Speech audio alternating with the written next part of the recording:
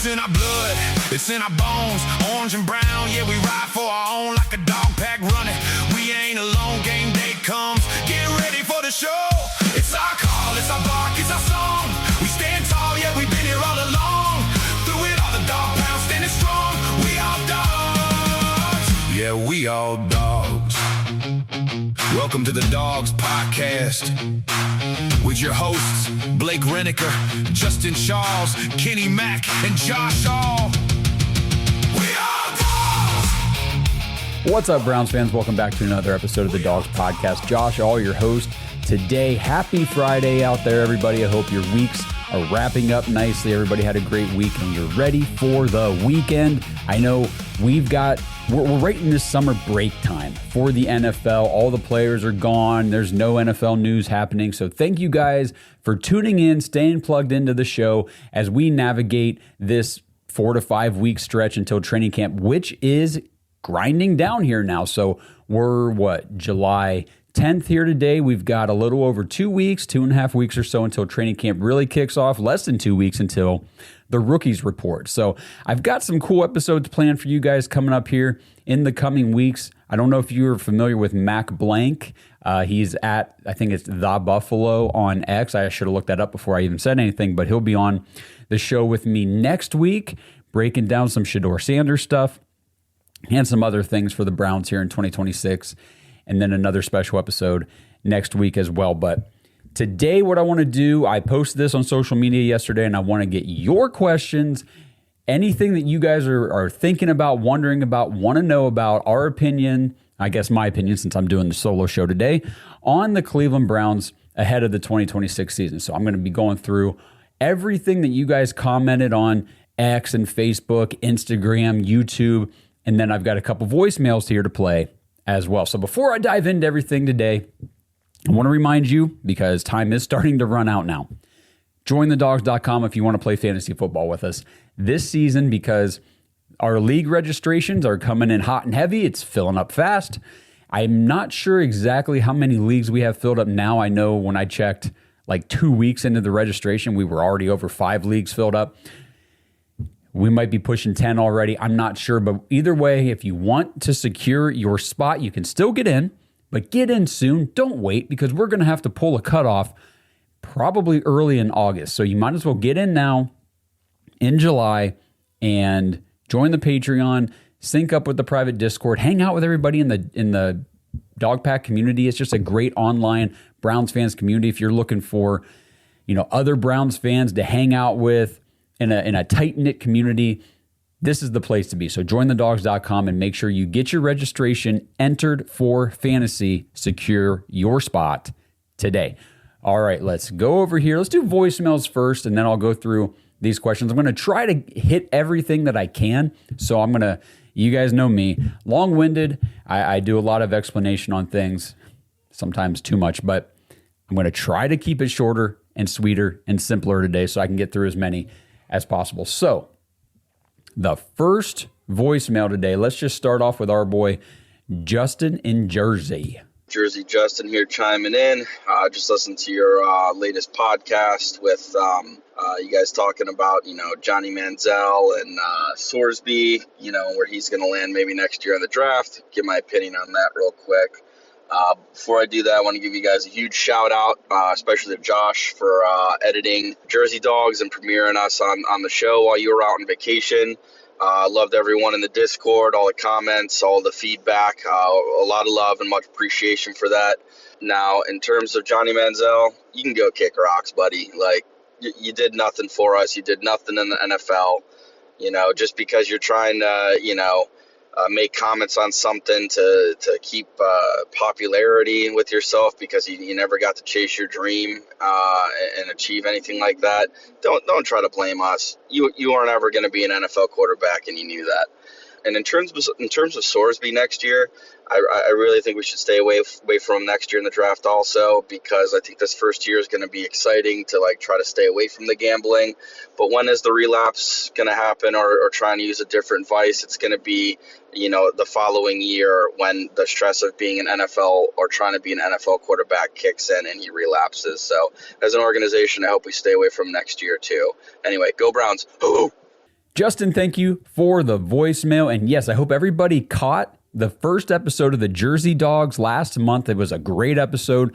Justin and Kurt, two of our Dog Pack members. So if you guys want to meet other people I'm telling you, the Dog Pack community is the place to be. So Justin, Kurt, two guys from Jersey met each other in the Dog Pack, decided, hey, we'd like to try to do this podcast thing. So we gave them an opportunity, and they did really well with it. So actually, this is the other special episode coming next week. Jersey Dogs episode 2 will be coming from Kurt and Justin next week. So stay tuned for that, guy. I know a lot of people really liked that first episode, but to go to what Justin was talking about there, I'm not gonna go back on Johnny Manziel thing. We've beaten that to death. Brendan Sorsby, I'd still stay away from him next season, and it's not just because of the gambling thing, and we'll see what comes of the allegations, the case, the investigation, all this stuff. There's still a lot to be uncovered with Brendan Sorsby. And, for me, that kind of reminds me of like the Deshaun Watson thing. You had all those civil suits, all those cases, all those allegations. And then after he was here, it was like 2022, 2023, new cases were being filed, or, new accusers were coming forth. And it's like, when is this going to stop? So I would stay away from Brendan Sorsby, but before I'm worried about the gambling thing, the number one thing I'm worried about is the dude's missing an entire year of football, much needed developmental time at the quarterback position, because he was talked about as a potential first round prospect in 2027. And the caveat from all the analysts and draft people saying those things was, with a year of development, with a step forward at Texas Tech, like he needed this college football season to solidify himself as a first-round prospect. Nothing was guaranteed there. So missing a whole year of football, gambling stuff, forget about it. We don't need to worry about Brendan Sorsby. Let's see. Let's go to this next voicemail. This one's from Brady. Hey, Dogs Podcast. Brady Farrell here from Cincinnati, Ohio. I just wanted to say I've been listening to you guys for a long time, and it's really nice to have kind of a fan-based Browns podcast to enjoy. My question is, I know there's been a lot of focus on the QB battle and QB competition, but what about like a wide receiver competition? I know that Casey Concepcion and Denzel Boston do different things on the field, but obviously one has to kind of cement themselves as the number one receiving option. So my question is kind of, who do you think is going to emerge as that number one target, and how close do you think that race is going to be? Thanks, and go Dogs. Thanks for the voicemail, Brady. Let me put it this way. I think it's going to depend on the quarterback. I think it's going to depend on who is under center, and here's why, okay? I'm not trying to use that as I don't want to answer the question, because I think one of those two rookies will emerge as your wide receiver one, though it could be a very similar situation to like the Bengals have, where you've got Jamar Chase and T. Higgins. And yes, Jamar Chase is the wide receiver one, but T. Higgins is a wide receiver one type of receiver in his own right. He's just second in the pecking order because Chase is that much better. If Deshaun Watson's the starting quarterback, I think you'll see Casey Concepcion peppered with targets. Why? Because he's going to be getting more targets closer to the line of scrimmage. Deshaun Watson can't throw downfield. I don't care what anybody out there thinks or says. His arm, his shoulder, cooked. I don't think he can do it. I guess just a quick side note, because I don't think I've mentioned this on the show yet. Mary Kay Cabot on Orange and Brown Talk podcast the other day talked about how Deshaun Watson needs to rest during the summer break because it looked like his arm was tailing off a bit throughout the spring program. Zach Jackson talking about how he looks just like he did in 2024 with inconsistencies and inaccuracies and all that kind of stuff. And we saw in 2024, he could not throw downfield. Anything past 7, 8, definitely past 10 yards past the line of scrimmage was sailed out of bounds over the receiver's head, or it's diving straight into the dirt 5 yards at the receiver's feet. He cannot throw downfield. So I think that would take Denzel Boston more out of the equation. Casey Concepcion would definitely be earning more opportunities early if Deshaun Watson's the starter of Shedeur Sanders is the starting quarterback. What does Shedeur like to do? He likes to push the ball downfield. He looks for the big play. That's just kind of his play style. So I think you could see Denzel Boston have a better opportunity to emerge if Shedeur Sanders is the starting quarterback because of the downfield, the sideline, the big play, the contested catch opportunity prowess that Shedeur Sanders brings to the team. So that's kind of my answer there, Brady, on that question. And we'll see how things go during training camp. Maybe one of these guys will even emerge here over the month of August. Last voicemail for the day. This one's from Mari. Hello, fellas. This is Mari from the DMV area. I am not a Browns fan for any stretch of imagination, but however, I am a fan of the show. I watch you guys, I came over. I'm one of the Shedeur fans, but I do have a question for you guys. I'm wondering, with all the reporters out there, that's projecting the worst of Shedeur and his future and what he does beyond this year.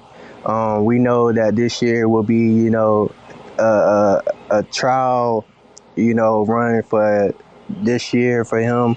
I just want to get to know your guys' perspective as far as, does all this analytics and stuff matters and not the eye test? The eye test should matter more than the analytics, right, of football?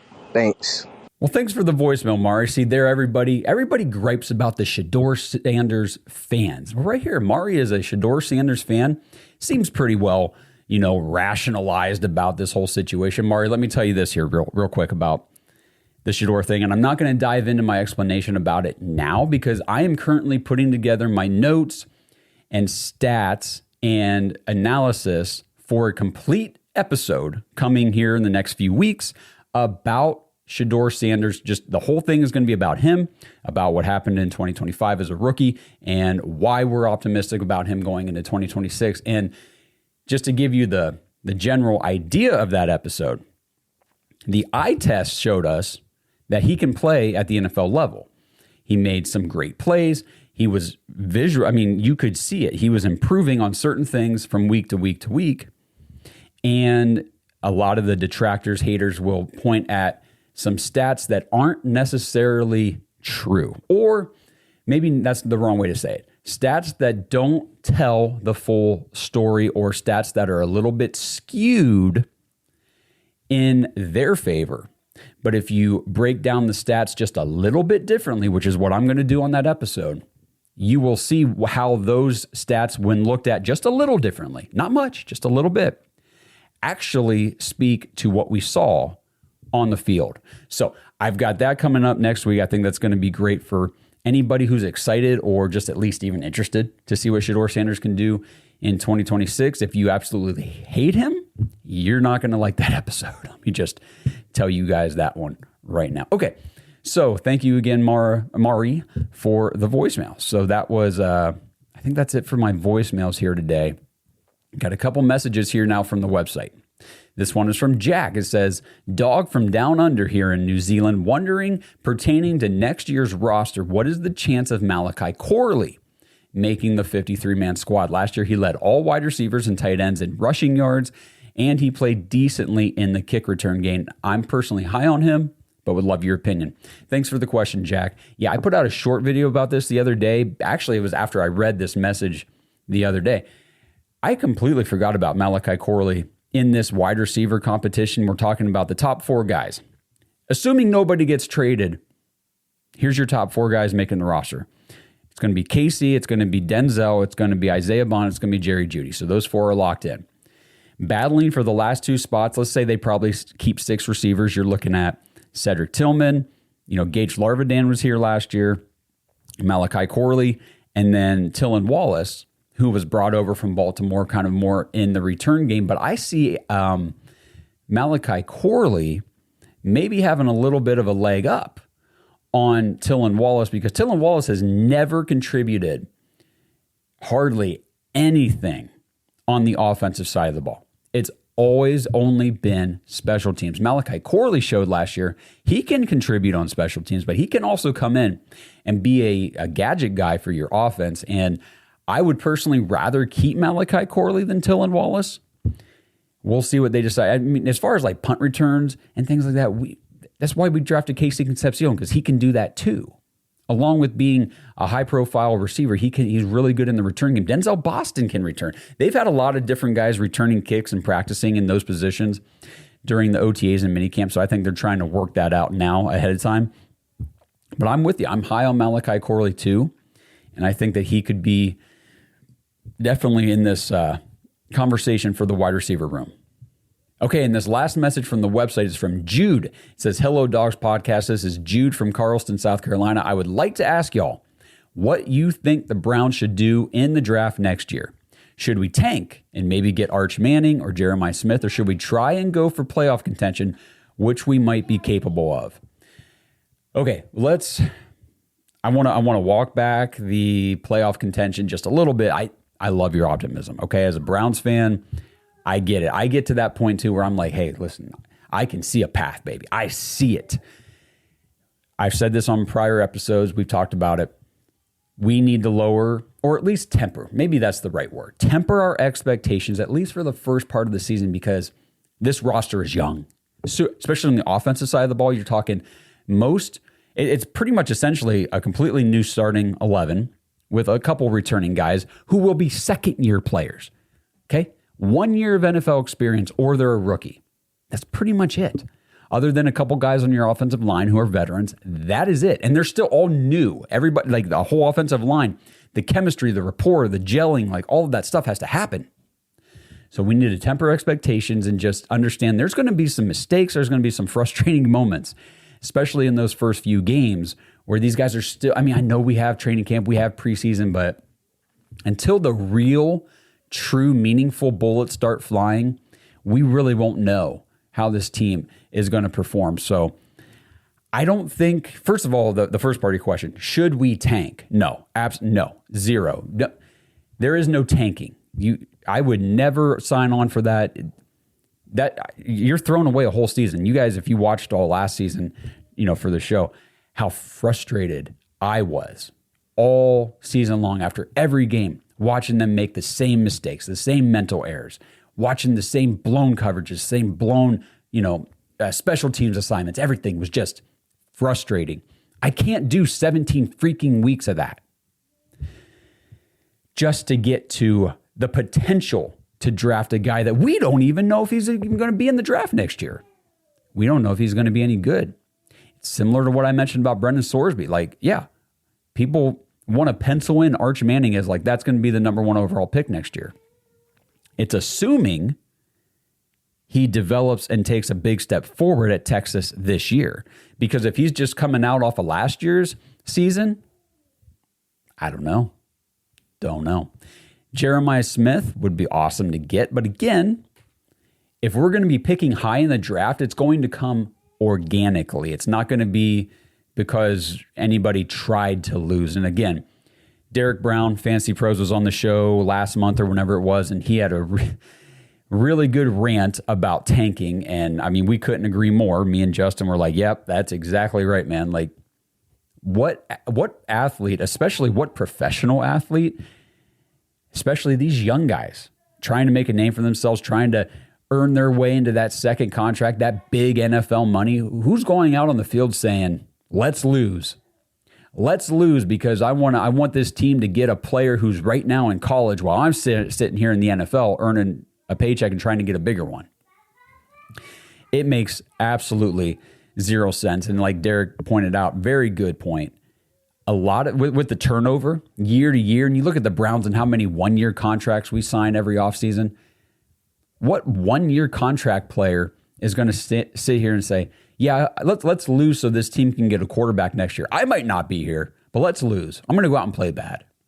Not going to happen. So tanking is definitely not something that we even need to discuss. So This episode is sponsored by Kalshi. All right, Browns fans, you know, we've all messed around with the sports books before, right? And let's be honest, you're always kind of playing against the house. But with Kalshi, it's different. You're not betting against some sports book. You're trading against other real-world people. There's no house trying to beat you. Kalshi just runs the marketplace. So if you think the public is wrong, like everybody's overreacting to these smoke screens in the draft or sleeping on a prospect, you can literally take the other side of the market. And it's not just sports either. You can trade on other real-world stuff, interest rates, inflation, even wild weather outcomes. It works like this. Simple yes or no markets, your risk is capped up front, and your payout is locked in. So if you trust your takes and instincts, and I know you guys do, go check out Kalshi and see what markets are live right now. So head over to kalshi.com/dogs, KALSHI.com/dogs, DAWGS. Deposit just $20, and Kalshi's going to match you. They're going to put $20 free into your account. That's a great deal to get started. So again, kalshi.com/dogs, $20 match when you deposit $20 into your account. Since 1989, Mount Hope Fence has set the standard in outdoor living. From decks and railings to fences and patios, we've got you covered. Our lineup features top brands like TimberTech, AlumaGuard, Preferred Railing, and Unilock, along with our own premium Duralux vinyl products. For over 30 years, we've partnered with contractors ensuring reliable job site delivery. Discover quality and excellence in all things outdoors with Mount Hope Fence.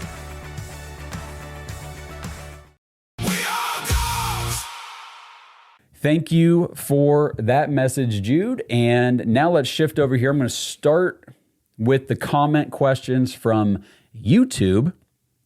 First one from Not Daryl says, I'm concerned about cornerback depth. Is there a cornerback that plays best outside the hashes who you're hoping AB can trade for or would be available during roster cutdowns? I'm not real familiar with cornerbacks who would be trade targets. Trade eligible is what I want to say. You know, guys that are maybe on the final year of their deal with a team and they could be looking to move them. We could capitalize. I don't have an answer to that right now. I haven't done a full breakdown on the position, but let me just go to your first comment. I'm concerned about cornerback depth too, man. Okay, for real. We've got two of the best, like our starting two, the outside guys with Denzel Ward and Tyson Campbell. I think that's one of the better duos in the entire league. Obviously, Denzel Ward came in at number 7 on the NFL's top 10 cornerback list. Could have been at the number 4 spot. I mean, he is a stud. He is a stud. Tyson Campbell showed last year he's really good too. After that, when Miles Harden is your cornerback 3, yeah, that definitely concerns me, man. I'm with you. But I'm watching during training camp, just for you to also pay attention, Nate Evans, UDFA signed out of Delaware, and Michael Coates Jr., UDFA signed out of West Virginia. Those are two young players that flashed, had some positive momentum, positive reporting about them coming out of OTAs and minicamp, and I want to see how they do during training camp because they could be like a Ronnie Hickman was a UDFA, you know, worked his way into being a good starting free safety for the Cleveland Browns. My hope is that one of those two guys can do the same. All right, next, this is from Informed and Blessed 520 says, if the Browns decide to only keep 3 quarterbacks on the active roster, who will be sent to the practice squad or traded? Dylan Gabriel. Christopher Nye 5533 says, will LeBron come play for the Browns? No, but he will come play for the Cavs. I firmly believe that. And then Just Luck 919 says, do you guys think with the new additions to the offensive line up front and the new additions to the wide receiver position as well as the tight end position that with either quarterback, will the passing game get over 3,000 yards for the season? And do you think the ground game can get over 1,800 yards this season? So I went back and I looked last year. There were only 6 teams in the NFL who did not get over 3,000 yards passing as a team, and it was the Ravens, Raiders, Vikings, Titans, Jets, and of course the Browns. So that one right there, yes, I firmly expect, especially like a guy, if Shedeur Sanders starts the entire season, second year with what we saw last year, 1,400 yards just in 7 starts as a rookie with nothing around him. Yeah, I think 3,000 yards easy. I think we definitely get over the 3,000 yard threshold for passing as a team. Now, rushing, 1,800 yards. So if you sort by that, how many teams were under 1,800 yards? 7. And we were one of them last year. I definitely think we can get over 1,800 yards. Right. I think that one to me is definite. Like, I would be more 100% positive that one's going to happen than I would the 3,000 yards passing, just because Todd Monken and this Brown staff is built for the run game. You've got Baltimore's run game coordinator as our offensive coordinator now. We brought over George Warhop, the offensive line coach from over there. There's a couple other like run game specialists that were signed to our staff. I can't remember exactly the positions now off the top of my head, but they built this staff. They built this offensive line with the intention of being a good running game. And that helps open up the pass. But I do think 1,800 yards, I think we get past both these numbers on offense in 2026. So thank you guys on YouTube for your questions. All right, let's shift over here to the Facebook comments. I'm just going to scroll through. What do you think the Browns, this is from Sean, says, what do you think the Browns will do with rookie quarterback Taylen Green? Did they draft him for plays in short yardage in the red zone, or did they just draft him as a developmental QB? I've talked about this, and unless I am, you guys need to help me out with this too. Am I missing something? In order for Taylen Green to be used in goal line packages and special situations and things, plays designed specifically for him, he has to be on the active game day roster. I've talked about this a bunch, and no one has told me I'm missing anything. I still feel like, am I missing something here? Because typically, not just the Browns, but what all NFL teams will do, you take your starting quarterback and you take your backup quarterback. Those are your two quarterbacks who are active on game day. Remember, you have a 53-man active roster for the season, 53 players on your active roster. Every game, you get 48. Only 48 out of those 53 can be active each game. So if you make Taylen Green active, first of all, he's not going to be your starting quarterback. He's not going to be your QB2. So are you going to make a third quarterback active on game day who's maybe going to come into the game 2 or 3 times max? And by doing so, that means you have one fewer offensive lineman, defensive back, defensive lineman, receiver. You got one fewer player at another position that can contribute on special teams multiple times during the game or come in as a depth piece if a guy gets injured. You would be taking away a depth piece somewhere else just to have a guy come in for a couple plays in the game. I'm not saying they won't do that. I just feel like the likelihood is much more that he will be the emergency quarterback, which means the emergency quarterback can only play if QB1 and QB2 are both out with an injury, is the only way. So if Taylen Green's the emergency quarterback, he can't come in on any packages because that's not how that works. So very good question.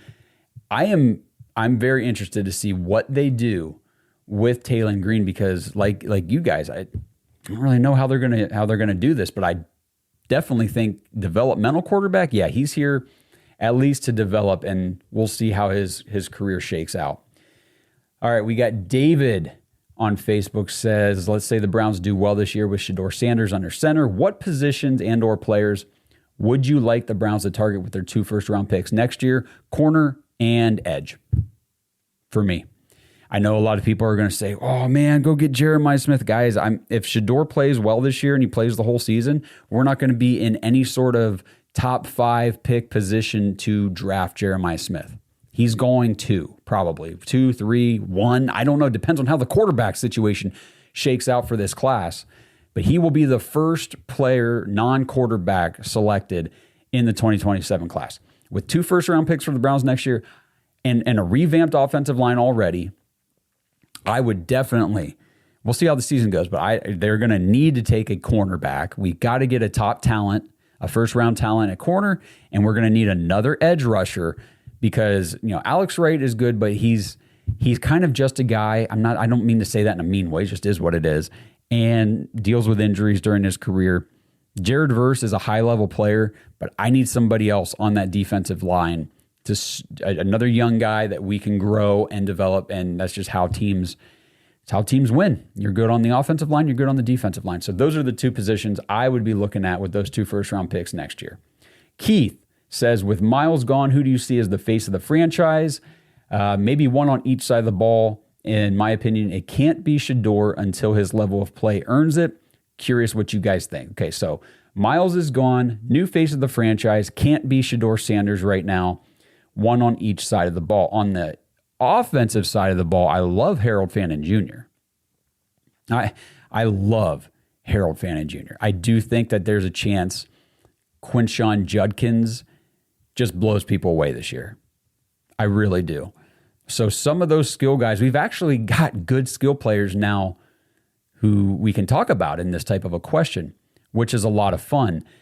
It's funny that the one veteran receiver we do have, who was supposed to be our wide receiver 1, is not even going to be in that sort of discussion. On the defensive side of the ball, Carson. Face of the franchise, Carson Schlesinger. And I think by the end of the season, we're all going to be Jared Verse people.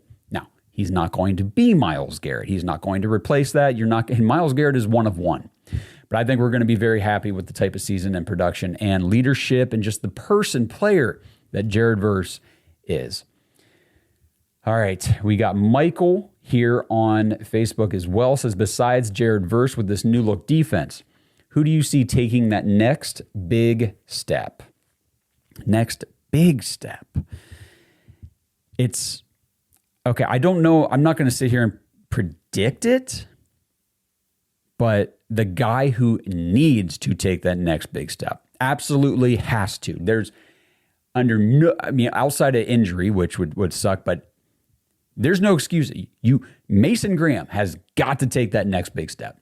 Mason Graham has got, by the end of 2026, as Browns fans collectively, we should be able to sit back and say, okay, Mason Graham, 100% worth top 5 pick in the draft 2 years ago. 100%. No doubt.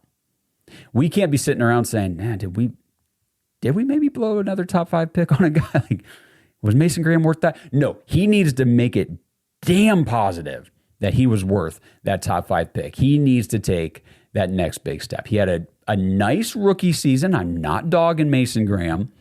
I'm just saying for a top 5 pick in the draft, when we passed on some very good players at positions we also needed really badly, he's got to do a lot this year. There's got to be a significant step forward, noticeable, erasing any doubt in anyone's mind. Maybe that's just me. I don't know. Let me know what you guys think. That's what this is all about. This show, every episode's about what you guys think. It's all about your feedback as fans, but specifically on some of these questions and this one right here, my answer about Mason Graham. What do you guys think? Or do you need to see a big step forward from Mason Graham in 2026? Last one here from Facebook. Robert says, what contribution do you expect from the 2 rookie tight ends? Carson Ryan, not sure. Go back and watch my episode with Kenny Mack last week about the position battles we're looking at for training camp. Carson Ryan, 7th round pick. I mean, most 7th round picks don't even make their NFL rosters. It just kind of is what it is. I think they drafted him in the 7th round because they didn't want to fight the priority free agents, the UDFAs, to try to sign him and get him into camp, let him be a camp body, let's see if he can earn his way onto this roster. If not, he's waived, no harm, no foul. It was a 7th round pick. Joe Royer, on the other hand, I actually expect him to come out as the tight end 2. Maybe not right away to start the season, but I think by the end of the season, that's the role he will be operating in. I expect him to contribute in the passing game, maybe a little more than people are thinking, just because of the way that Todd Monken and this Browns coaching staff, this offense, plans to utilize the tight end position. So I look to see a good contribution from Joe Royer this year. And I know people are going to go, what do you mean by that? I don't know. I honestly don't know what to expect. Maybe 25, 30 catches, 250, 300 yards added into this offense? Because again, Harold Fannin Jr. is going to dominate targets along with these rookie wide receivers, Jerry Jeudy, Isaiah Bond, Quinshawn Judkins, Dylan Sampson, both very good pass catchers out of the backfield. So there's not like a ton left over, I guess is the way I'm looking at it. There's not a ton of, of the pie left to be eaten by Joe Royer. So 25, 30 catches as a rookie would be awesome, would be really, really good. 20 to 25 maybe, I don't know. I'm just 250, 300 yards tops. I think that would be a good contribution for him as a rookie. Let me know what you guys think. Am I too low? Am I too high? Am I crazy? I'm kind of just pulling numbers off the top of my head, but whenever I think my gut feeling on that, that's kind of what I'm thinking on that.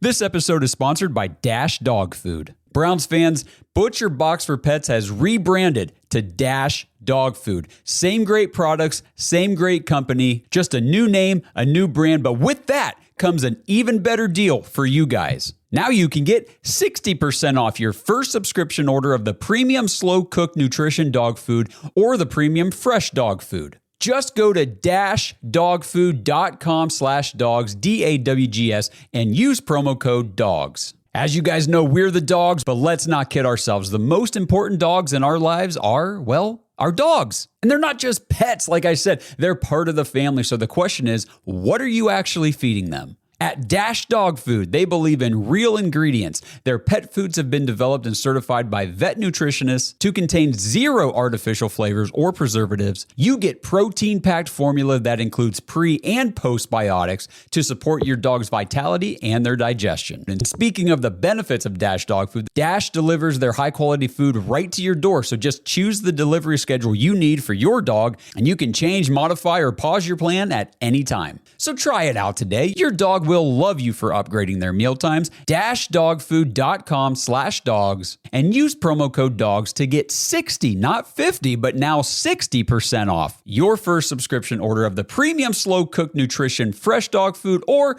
the premium fresh dog food. Minimum purchase of $34, 60% discount applies to subscription orders only, 1 use per customer, cancel at any time. Okay, got a couple questions here on X.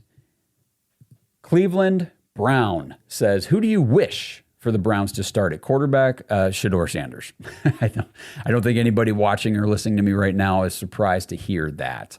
I even commented back, I said, do you follow us? Yes, I wish for Shedeur Sanders to start at quarterback this year so we know for sure after the season what we need to do with those first round picks. Because I don't care about Deshaun Watson. He's not going to be here next year. I don't care what anybody says about, well, Andrew Berry said that. He's not going to be here again. This is it. This is the last ride. And Dylan Gabriel's already out of the picture. Taylen Green's developmental guy. The only one who makes sense, the only one I want to see play quarterback this year, Shedeur Sanders.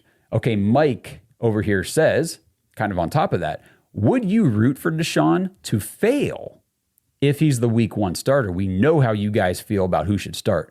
But are you going to be a true fan and root for the win or root for the L? I never root for the L, Mike. And I even told him, I said, it's a great question. We'll answer it. But I even gave him the heads up on this one. I said this on the show already before. I'll say it again. If Todd Monken comes out and says Deshaun Watson will be our week 1 starter, I will root for him to succeed because that means I want the Browns to succeed. Because if he fails, the Browns fail. I'm all about this team being fun to watch. I hate wasting 3 to 4 hours of my Sunday afternoon watching piss poor football on my TV. It sucks. That's why I get so frustrated. Like I am wasting time watching these guys sometimes. It's how it feels. I don't want that. I want it to be fun. I want it to be competitive. So I will root for him. I'm not going to sit here and say, I hope he sucks today so we can get him out of there. Because that means I got to watch bad football. Now, let's draw the line here though. Because I root for him to succeed does not have to mean that I believe he will succeed. Okay, there is a difference. Just because I want to see the Browns do well doesn't mean that I have to change my opinion and all of the data and information that I've processed over the last, 4 years to suddenly say, I believe now that he's going to be good. I don't. I do not. If he's the starter, I want him to be good. Doesn't mean I have to believe it's going to happen. So that's my fine line. Daniel says, knowing the Browns' past, do you think, okay, here's a good one. Do you, actually, you know what? I'll skip this. I'll come back to Daniel's question. Shador X says, will Isaiah Bond be the X factor this year? Listen, guys, I like Isaiah Bond. I like what he showed last year. I really do. He had like 338 yards on just, what was it, 18? Was it 18 catches? Something like that. Or 16, I forget what it was now. It was like 18 point, almost 19 yards per catch. Pretty impressive for a rookie who had no training camp, no preseason, got thrown onto the active roster basically in September. Hey, season starting, here you go. You're going to play with Joe Flacco, the shell of Joe Flacco, and Dylan Gabriel, and like you're going to play with two rookies. It was a tough season for all these guys. With that being said, they added a lot of talent. I think when people are saying, because I'll post the stuff on social media, who do you think is going to be the Browns receiving leader in 2026 and all this stuff? A lot of people say Isaiah Bond. I think you are grossly underestimating the impact and the skill level that Casey Concepcion and Denzel Boston are both bringing to this offense. Both of those guys could have been drafted by different teams and worked their way into being the wide receiver one for their team. Both of them. We got both of those guys. We still have Jerry Jeudy, who, you know, love him or hate him, or just not a huge fan of him, however you want to look at it. If he's not the primary focal, he doesn't have to carry the entire load of the offense and the receiving room on his shoulders. He's going to contribute. Harold Fannin Jr., we already talked about, the two running backs, Joe Royer. You know, if Cedric Tillman's still on the roster, Jamari Thrash, who I forgot to mention earlier in that competition. With Isaiah Bond, I guess I'd have to have you define what X factor means. But to me, I think he's going to be a complementary piece to the offense. Now, I think that he can provide us with some very nice downfield explosive plays. I think it's going to be fun. But as far as X factor, I think he's going to be just a guy. I think he'll be a good piece to the offense, but I wouldn't call him an X factor. That's just my opinion right now. I know that's probably going to make some people mad, but I think just realistically, you're undervaluing what we have added to this team on offense just a little bit. Okay, back to Daniel's question now, because I want to spend a little time on this. He says, knowing the Browns' past, do you think the Browns will be interested in picking up Terrion Arnold? And if the Browns do that, what would that mean for Denzel Ward's future? Denzel Ward's future with the Browns, I think, depends heavily on how the team performs and what the record is going into the trade deadline during the season. Because I hate to talk about it. I love Denzel Ward. He's one of my favorite players on the team. But he's 29 years old. And we already talked this episode about the lack of cornerback depth. However, if the record isn't good and it doesn't look like we're going to be pushing for any sort of playoff contention or whatever, and a team that is looking to contend for the playoffs, maybe make a run in the postseason, all that kind of stuff, if they have an injury to a cornerback position or they just need to upgrade the spot, you could see Denzel Ward get traded, especially if somebody's going to come in here and say, we're desperate. We lost our top guy. Our defense is hurting. We'll give you a first-round pick. Like we have to have him. We have to have Denzel Ward. We'll give you a first. I don't think that's a question. I think you take it. I think the Browns would have to take it. Could be something like this. I don't imagine he'd get traded for less than a second, even at 29 with the way he's playing. But we'll see how that goes for Denzel Ward. I don't think signing Terrion Arnold would directly impact that decision, because I think if a team came with a first-round pick in desperation saying, we have got to get Denzel Ward from you guys, I don't think it matters who's on this roster. The Browns would take it, especially, like I said, if the record is in bad shape. Terrion Arnold. Let's talk about it for just a second here. So I was looking up some of this stuff. So if you haven't really been following, and again, I followed the situation a little bit at the beginning, and then I kind of checked out. It's hard to follow all these different storylines from all these different players and teams and everything when I'm so really got to put a lot of energy just into the Browns alone. But Arnold, 2-year cornerback out of Alabama, was the, I think, 24th overall pick 2 years ago in the first round by the Detroit Lions. So first round corner, played his rookie season. I think he did fairly well. Again, I'm not a Lions fan, so any Lions fans that might be tuning into this, just let me know your perspective on Terrion Arnold, because I'm coming at this completely from an outsider perspective. Last year only played 7 games or something. He had a shoulder injury, ended up having to have surgery on the shoulder, went on season-ending IR. So really just one season so far in the NFL. Last year, again, marred by that injury, cut short. So he's got 2 years in the NFL, one of them cut short by a shoulder injury that already had to require surgery, and then now gets arrested in Florida and charged with 8 felony counts, 4 counts of kidnapping and 4 counts of armed robbery. Not good. Not good. So this is just a quick summary of the situation. Again, I'm not going to go into like all the details about this thing because you probably already know, and if you don't, the summary is all you really need.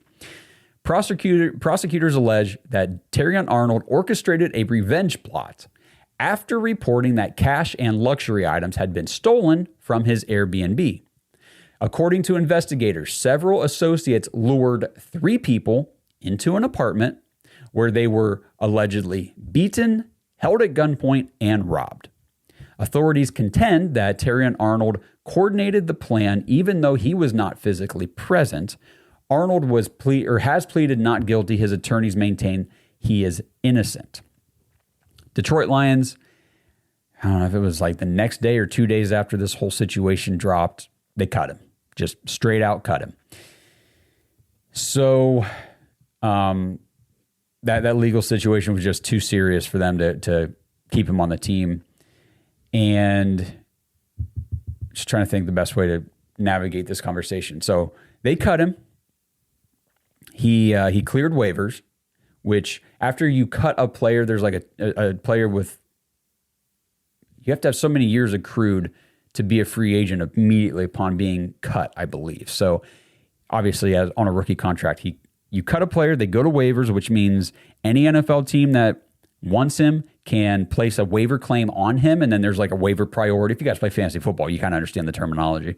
There's a waiver priority, and then the highest priority team that placed a claim is awarded the player and that player's current contract. Nobody claimed him. No NFL team placed a claim on Terrion Arnold, so now his existing rookie contract is gone. He is now an unrestricted free agent, eligible to sign with any team that wants him. He is currently out of jail on a $1 million bond. He is placed under strict conditions, including travel restrictions, and he's not allowed to have any contact with co-defendants in the case. According to his attorney, there are 3 NFL teams who have reached out and asked about or touched base about potentially signing him. It doesn't mean any of those teams are going to sign him. We don't know who they were, but even if an NFL team does sign him, the NFL could just place him on the commissioner's exempt list, which would prevent him from practicing or playing while this case continues to proceed. So it doesn't look like there's going to be football anytime in the near future for Terrion Arnold. This situation is very serious, and it's there's a lot more to it that I'm really just skipping over. So I apologize for not going into a deeper dive on this, but again, Detroit Lions player doesn't really impact the Browns right now. If the Browns were to sign him, then I would give you guys a full breakdown on this whole situation on an episode, but right now it doesn't really matter. The big thing from a football standpoint, he's only 23 years old, still a super young player, former first-round pick, high Alabama pedigree, and he's got legitimate cornerback 1 type of physical traits, which obviously is what the Lions were banking on when they drafted him. The risks: he's facing extremely serious felony charges that carry the possibility of having decades in prison if he is convicted. Not good. The NFL discipline process has not even begun on this, so there's a suspension in the works if he were to come back and play football. And again, may not play football for a long time or ever again. I don't think the Browns, I don't think Andrew Berry are going to pursue this guy. I would be shocked to hear the Browns being involved, especially with the way we've turned over this roster. Again, Terrion Arnold, the football player, fits with this roster. Young, high pedigree, all that kind of stuff. Then you shift it over to the personal side of things. Probably not the type of player you want to bring onto this young roster now with so many good young leaders and just the trajectory we are on with this team. I don't think it would be a good idea. It's not a question of whether or not he would help our defense, because of course he would if he's on the field. We don't even know if he's going to be allowed to play. So I just don't think it's worth the risk. I don't think the Browns are interested. We've obviously, and the reason, and I get why Daniel's asking this. I'm sure other people, I'm sure a lot of you guys have been wondering that too. Andrew Berry has been called the GM of second chances. Like he gives second chances, sometimes third chances or more to players who maybe he shouldn't. And I mean, it can work out from time to time. I mean, Isaiah Bond last year is a good example of a guy who the Browns stuck with through his legal allegations. And then when all of that got resolved, he signed with us and contributed as a rookie. And now we're looking for, him to be a good player for us in year 2. There's also a lot of examples of these situations not going well for the Browns. Deshaun Watson, obviously, being the main one. Okay, and then we've just got 2 questions left here. These are from Instagram. Chewy4Max says, what receivers make the roster after Judy, KC, Boston, and Bond? Okay, so we've already talked about this in the episode, already touched on it. The final, let's just for the sake of this discussion say the Browns keep 6. You've got Taylen Wallace, Malachi Corley, Jamari Thrash, Gage Larvidan, Cedric Tillman, kind of fighting for those last 2 spots. We'll just leave it at those 5 for right now because, again, only 2 spots after these top 4. 5 guys fighting for it. Who makes the roster? I actually don't think Cedric Tillman does. I think if there's a player that's going to get traded during camp, it's Cedric Tillman because I could see he's on the last year of his rookie deal. He's not going to get an extension here. He's probably not going to get a whole lot of playing time, and if he does, he's going to be hurt. Yeah, we know these things. Okay, we've got a track record now. But I could see another NFL team looking at a guy like Cedric Tillman, former 3rd-round pick. He's got like the 6'4", 6'3", 220-pound prototypical receiver body. Like he's a big contested catch guy. I could see a team saying, we'll give you a 6th-round pick for him or something like Donovan Peoples-Jones. So Cedric Tillman probably not making the roster. So then that takes it down to what? Thrash. Thrash got cut last year after the at roster cut downs. Got put on the practice squad. Gage Larvidan. I think Malachi Corley makes it, so let's just make that 5. And then I think we're looking at, it's going to be between Taylen Wallace, Gage Larvidan, and Jamari Thrash. And out of those 3, unless Todd Monken has a really strong allegiance or feeling about keeping a veteran guy that he's got familiarity with in Taylen Wallace, I think it'd be Gage Larvidan. So I guess that's kind of my pre-training camp answer to that. So after Judy, Casey, Boston, Bond, Malachi Corley, and Gage Larvidan. That's my current prediction here on July 10th. So check back with me, in a month and a half after preseason game 2. And we'll see if my thought on that has changed. But thank you to everybody who submitted questions. I really appreciate all the feedback, all the engagement, and the just you guys continuing to stay plugged into not only the show, but just the Browns in general. Like that is what true fans do. Even when the team is away and there's no actual football happening, no practicing, no nothing, but you stay plugged into the team because you love that team. Probably why I wore the shirt today. Cleveland as foo. You know what I'm trying to say here, guys. AF. All right. Thank you guys again for tuning in. Join the Dog Pack. If you want to play fantasy football at jointhedogs.com, get in now. Reserve your spot in the fantasy leagues. Don't wait. Spots are filling up quickly. There still are spots. I mean, if you sign up now, next week, you are guaranteed a spot in a fantasy league. If you don't sign up until August, I don't know if I can say the same thing. Okay? So get in now, make sure you're in, and then just have a lot of fun playing fantasy with us, meeting all these great people, all these fine, ladies and guys that we've got in the dog pack. That community is fantastic. I love you guys. We are going up on the home opener. A bunch of us got an opportunity to go, and we're going to hold the flag for the national anthem. It's like a whole thing, man. It's going to be a fun experience. We're going to watch the Browns beat up on the Panthers. It's going to be a good time. Going to be a good time. So looking forward to that. But thanks again for tuning in. Have a great weekend, everybody. We'll see you next week. Let's go, Browns. It's in our blood, it's in our bones, orange and brown, yeah, we ride for our own like a dog pack running. We ain't alone, game day comes, get ready for the show. It's our call, it's our bark, it's our song. We stand tall, yeah, we've been here all along. Through it all, the dog pound standing strong. We all dogs, yeah, we all dogs. Thanks for listening to another episode of the Dogs Podcast. Follow us on social media at the Dogs Podcast. And join our dog pack community at jointhedogs.com. We are dogs! This episode is sponsored by ISSA. Browns fans, if you're into health and fitness, have you ever wondered how you could maybe turn those hobbies and your passion into an actual career? If that sounds interesting to you, then ISSA has the opportunity you've been looking for.